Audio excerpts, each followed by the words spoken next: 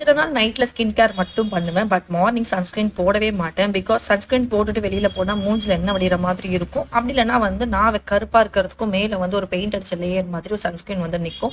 So அதனாலே பயந்துட்டு நான் போடாமல் போனேன். பட் இந்த சீசனுக்கு இது ஓகேவாக இருந்து, அதுவே சம்மர் சீசனில் பார்த்தீங்கன்னா நான் பண்ண நைட் ஸ்கின் கேர் மார்னிங்கில் எனக்கு அது ரிவர்சபிள் ஆக ஆரம்பிச்சிருச்சு. ஃபேஸில் ஒரே அரிப்பு ஸ்டார்ட் ஆகிடுச்சு. தென் ட்ரைனஸ் வந்துருச்சு. நான் வந்து ஒரு டோன் இம்ப்ரூவ்மெண்ட்காக ஒரு கோஜிக் சீரம் அந்த மாதிரி ட்ரை பண்ணுறேன்னா என் ஸ்கின் வந்து பார்த்தீங்கன்னா பயங்கர டேன் ஆக ஆரம்பிச்சிருச்சு. ஸோ எல்லாமே ரிவர்ஸ் ஆகிறதுக்கான ஒரே ரீசன் மார்னிங் நம்ம சன்ஸ்கிரீன் போடலை அப்படின்றதுனால தான். ஸோ நிறைய சர்ச்சஸ்க்கு அப்புறமேட்டு நான் ஒரு பெஸ்ட் சன்ஸ்கிரீனை வந்து ஃபைண்ட் அவுட் பண்ணேன். இது வந்து ஒரு ஜெல் பேஸ்டு, அதுவும் இல்லாமல் எனக்கு ப்ரைஸும் வந்து ஒரு 350 போல் இருந்தால் வாங்க முடியுமே அப்படின்ற ஒரு ரீசனோட நான் பண்ணேன்.